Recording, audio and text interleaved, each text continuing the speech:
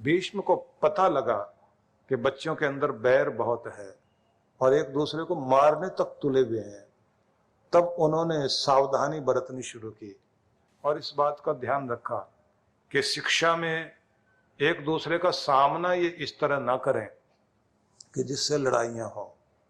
लेकिन आप लोग जानते हैं ये लड़ाइयां कितनी आगे तक पहुंची।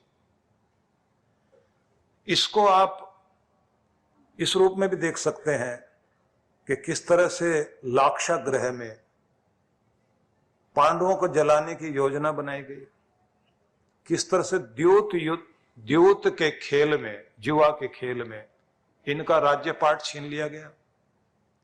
और बहुत समझदार कहलाने वाले युधिष्ठिर की भी बुद्धि इतनी ज्यादा खराब रही कि वो दूसरों की चालों को नहीं समझ पाया, क्योंकि बहुत भावुक व्यक्ति था। ये बात यहां समझने की है कि बहुत लोग इमोशनल होते हैं, जिसका फायदा चालाक लोग जरूर लेते हैं। वो बहुत आसान टारगेट बना करते हैं ऐसे लोगों के, जिनको लोग जोश दिला देते हैं और उनका फायदा उठा लेते हैं। दुर्योधन ने शकुनी को आगे करके जुआ खेला, युधिष्ठिर को बुलवा लिया, धृतराष्ट्र के को कहा कि आप आदेश दो, युधिष्ठिर अपने भाइयों को लेकर आ जाए।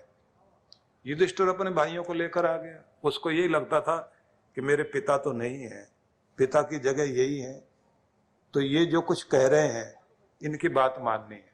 आ गए। उसके बाद भी आप देखिए कि जब उन्होंने कहा जुआ खेलने के लिए तुम भी बैठ जाओ, वो बैठ गए।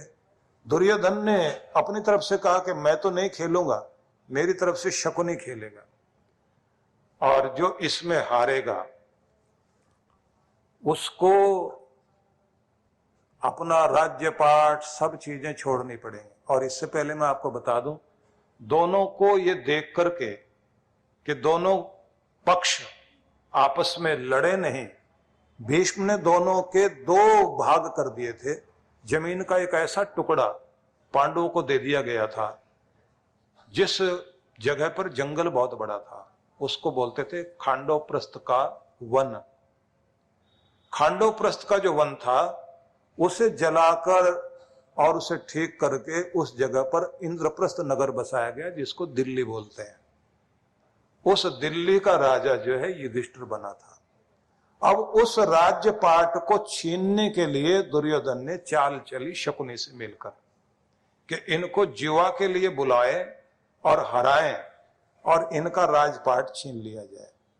तो जुए के लिए बुलाया गया, राज दरबार में बैठकर जुआ खेला गया।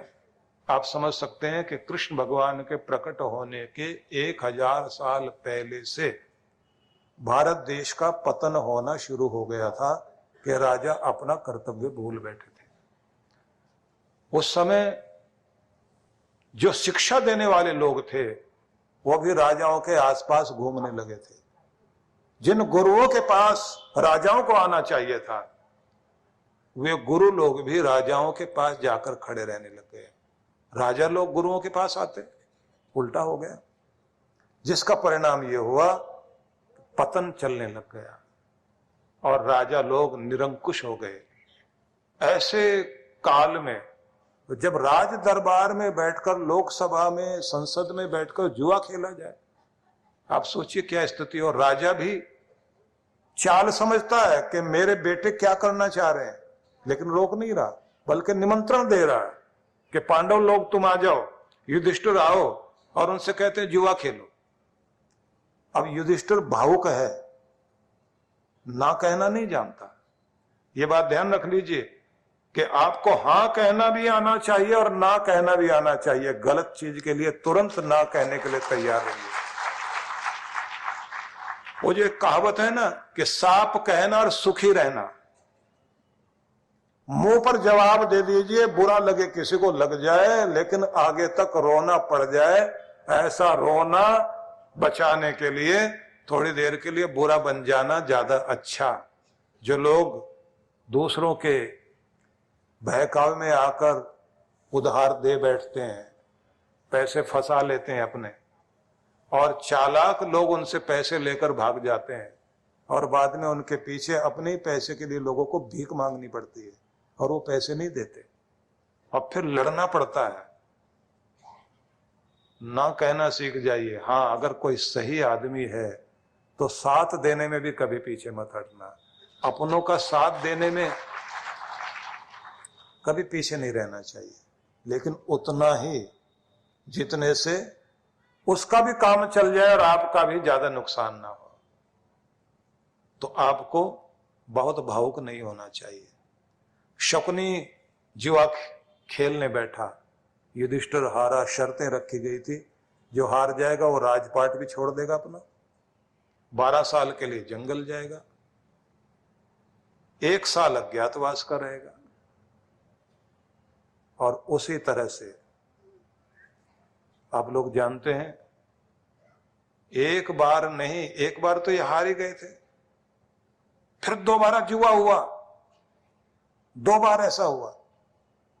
अब पूरा घटनाक्रम सुनाओ तो रोंगटे खड़े हो जाते हैं। किस तरह से द्रौपदी का अपमान हुआ था, उसके बाल पकड़कर खींचकर सभा में लाया गया, अपमान करने की कोशिश की, कपड़े खींच रहे हैं। जिस परिवार में बैर इस तरह पनप जाए कि अपने भाई की पत्नी का अपमान भरे दरबार में किया जाए, आप सोचिए कैसा पतन का युग रहा होगा। कृष्ण भगवान ने जरूर लाज बचाई, लेकिन मैं फिर आपको कहना चाहूंगा, ये लड़ाई साधारण नहीं। दूसरी बार में फिर हारा था युधिष्ठिर, राजपाट उसका गया और 13 साल तक उसके राजपाट को दुर्योधन ने संभाला। और जब वापिस आए राज मांगने के लिए तो भी नहीं दिया। कह दिया कि सुई के नोक के बराबर भी जमीन बिना लड़े नहीं दे सकता, हिम्मत है तो लड़ कर लो। ये कथा जब पीछे ध्यान में होगी तब समझ में आएगा आपको कि ये इतना बड़ा युद्ध, जिसके लिए कृष्ण भगवान को कहना पड़ा कि तुम युद्ध के लिए तैयार हो जाओ, क्योंकि अन्याय की भी इंतहा हो गई, अत्याचार की भी इंतहा हो गई। क्या क्या किया, उसका राजपाट छीन लिया, जंगलों में भटकने के लिए छोड़ दिया, और ये भले लोग हाथ जोड़ते घूम रहे। आखिर में यहां तक कह दिया 5 गांव दे दीजिए बस, जिससे हमारा काम चल जाए, एक भाई को 1 गांव मिल जाएगा। वो उसको भी देने को तैयार नहीं। लालच कभी भी कुछ नहीं छोड़ता, और ये नियम है कि दबने वाले को लोग और दबाते हैं और दबाते हैं और दबाते हैं। इसलिए सिर उठाना भी आना चाहिए। तो झुकना भी सीखो, झुकाना भी सीखो, मिलना भी सीखिए और मिलाना भी सीखिए, समझना भी आना चाहिए, समझाना भी आना चाहिए, और ताली बजाना भी आना चाहिए, और ताल ठोकना भी आना चाहिए। तो सारी जिंदगी ताली बजाए रहेंगे, जब मौका आए ताल ठोकने का तो मुकाबला करने के लिए, चुनौती देने के लिए भी तैयार होना चाहिए। इसलिए दिनकर ने ये शब्द कहे थे, छीनता हो स्वत्व कोई तो त्याग तप से काम ले, ये पाप है। जब कोई तेरा अधिकार छीन रहा हो और तो उस समय त्यागी तपस्वी बनकर बैठा रहे, तो फिर ये पुण्य नहीं, ये पाप है। छीनता हो स्वत्व कोई तो त्याग तप से काम ले, ये पाप है। पुण्य है विच्छिन्न कर देना उसे, बढ़ रहा तेरी तरफ जो हाथ है, काट कर फेंक उसे। इतनी हिम्मत होनी चाहिए तुम्हारे अंदर। और अगर ये नहीं कर सकते तो फिर रोते रह जाओगे। इसलिए शौर्यवान भी होना चाहिए, आपको बहादुर होना चाहिए। जिस समय चुनौती सामने आए, चुनौती से भागना नहीं चाहिए। बहुत लोग दब्बू बन जाते हैं और अपने आप को कहते रहते हैं हमने तो माफ कर दिया। तो ये ध्यान रख लीजिए कि वो माफी नहीं है जो कमजोर की माफी है। बलशाली होने के बाद भी अगर आप माफ करते हैं, दंड देने की ताकत आपके पास है, तब आप माफ करते हैं, तब माना जाता है कि ये सही माफ करना है। इन सारी स्थितियों के बीच जब पांडवों के साथ तरह तरह के षड्यंत्र रचे गए, उनका अधिकार छीना गया, सब कुछ हुआ, उसके बाद ये घटना घटी जिसको हम कहते हैं कि महाभारत की युद्ध की तैयारी हो गई। और उस युद्ध की तैयारी में दोनों सेनाएं आमने सामने हो गई। इन दोनों सेनाओं के लिए भी सोचने वाली बात है कि 11 अक्षौहिणी सेना और 11 महारथी भी, और जिनमें 7 महारथी ऐसे खतरनाक जिन्होंने मिलकर अभिमन्यु को किस तरह मारा था। बहुत बड़े अत्याचार हुए, लेकिन हम बात फिर वहीं करेंगे कि ऐसे अन्याय वालों के सामने राजधर्म को भी अपनाना पड़ता है। और राजधर्म क्या होता है उसको भी थोड़ा समझ लीजिए। राजधर्म जो है, एक होता है आपात धर्म, एक होता है गृहस्थ धर्म, एक मानव धर्म, एक राष्ट्र धर्म कहिए, राजधर्म कहिए। राजनीति का जो धर्म होता है वो थोड़ा सा अलग है। उस राजधर्म को माना जाता है कि जिसके करने से कम की हानि होती हो और ज्यादा से ज्यादा लोगों का लाभ होता हो, ऐसे कर्तव्य कर्म को राजधर्म कहते हैं। वो धर्म है राजनीति का। मतलब डॉक्टर को सर्जरी करनी है तो इस बात का ध्यान रखना है कि कम से कम कटे, कम से कम खून बहे और इलाज पूरा पूरा हो जाए। बस ऐसा ही राजधर्म कृष्ण भगवान ने निभाया कि कुछ लोगों को दंडित किया जाए और बहुतों को बचा लिया जाए। तो इसमें कुछ लोग गए, जिसमें भीष्म भी गया, जिसमें द्रोण भी गया, द्रोणाचार्य, और जिसमें कर्ण जैसे योद्धा भी गए। थोड़ी सी सर्जरी कृष्ण को करनी पड़ी, लेकिन उन्होंने जो उपदेश दिया वो युगों युगों तक नहीं, जब तक इस धरती पर मनुष्य बसेगा तब तक कृष्ण भगवान के ये संदेश व्यक्ति का कल्याण करेंगे। अब उस संदेश में हम लोग प्रवेश करते हैं। कृष्ण भगवान ये कहते हैं, भाई अपना कर्तव्य निभाओ, देखो तुम्हारे लिए क्या करने योग्य है, जो करने के लिए तुम दुनिया में आए हो वो जरूर करो। अपने कर्तव्य को पहचानना सीखना चाहिए आदमी को। कहते हैं मनुष्य का जन्म वाला दिन बड़ा महत्वपूर्ण होता है। हर एक आदमी की जिंदगी में याद रहता है ये मेरे जन्म की तारीख है, लेकिन उससे भी महत्वपूर्ण होता है जन्म किस लिए दिया गया। जिस दिन आपको ये जानकारी हो जाती है तब आपका जीवन धन्य बनता है। इसलिए आपको ये जरूर सीखना है, हमें भगवान ने जन्म किस कार्य के लिए दिया, क्या करने दुनिया में आए हैं। अपना पेट पालना, बच्चे पाल लेना, रोजी रोटी कमा लेना, ये तो सारे लोग दुनिया में कर रहे हैं। और कहना चाहिए पशु पक्षी कीट पतंग सब यही कर रहे हैं। सबको अपने अपने बच्चे पालने आते हैं, अपना पेट भरना आता है। इससे ज्यादा तो आप भी कुछ नहीं कर रहे हैं। इससे आगे की बात है तुम इस धरती के लिए क्या करके जा रहे हो। सूरज अगर उपयोगी है तो पूजनीय है।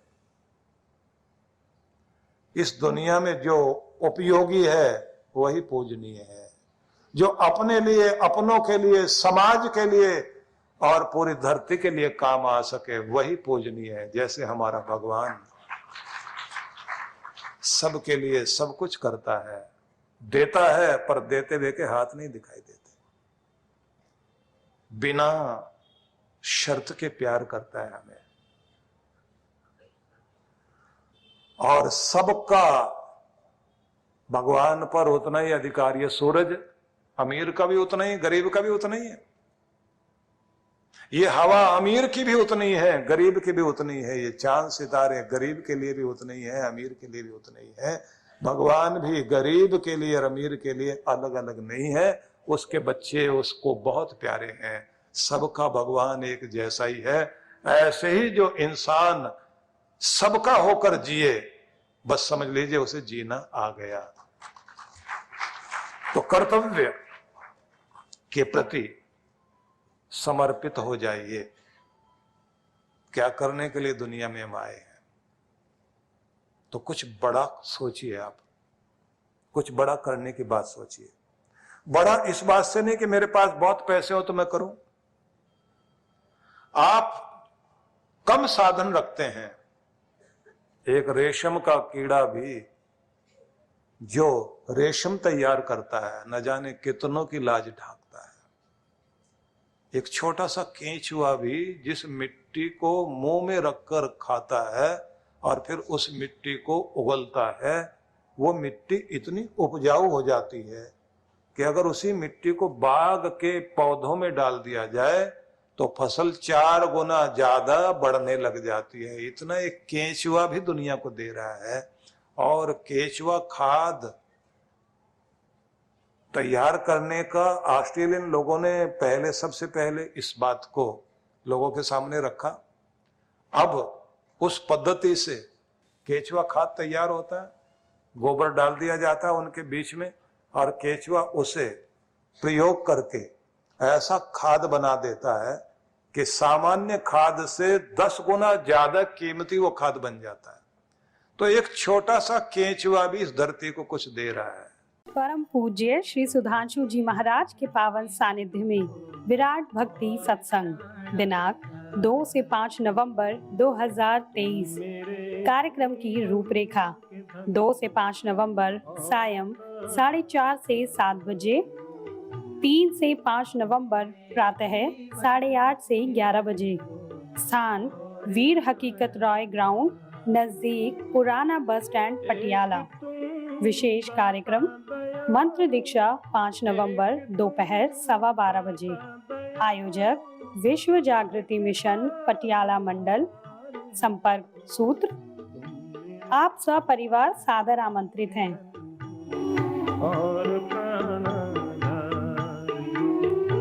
परम पूज्य श्री सुधांशु जी महाराज और डॉक्टर अर्चिका दीदी जी के पावन सानिध्य में अयोध्या ध्यान साधना शिविर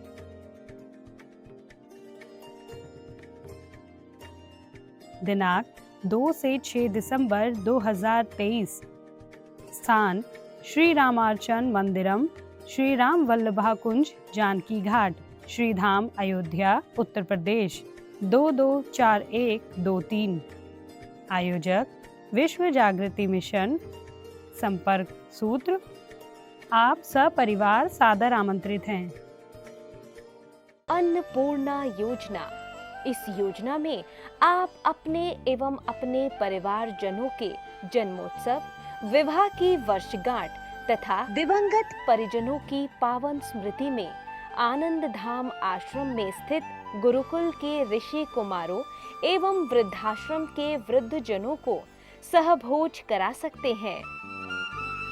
इस अवसर पर प्रातः गुरुकुल के ऋषि कुमारों द्वारा वैदिक मंत्रोच्चारण के साथ आपके एवं आपके परिवार की मंगल कामनाओं के निमित्त यज्ञ का आयोजन किया जाता है। यजमान की सुख, समृद्धि और दीर्घ आयु के लिए प्रार्थना भी की जाती है। दोपहर को सहभोज का आयोजन होता है। आप सपरिवार आनंद धाम पधारे, यज्ञ में भाग लें और अपने हाथों से भोजन कराकर पुण्य लाभ एवं आत्म संतुष्टि के भाव से जीवन को आनंदमय करें। इस योजना से जुड़ने के लिए एवं अधिक जानकारी के लिए संपर्क करें 9582954200 9560792792। सहयोग राशि भेजने के लिए हमारा अकाउंट डिटेल है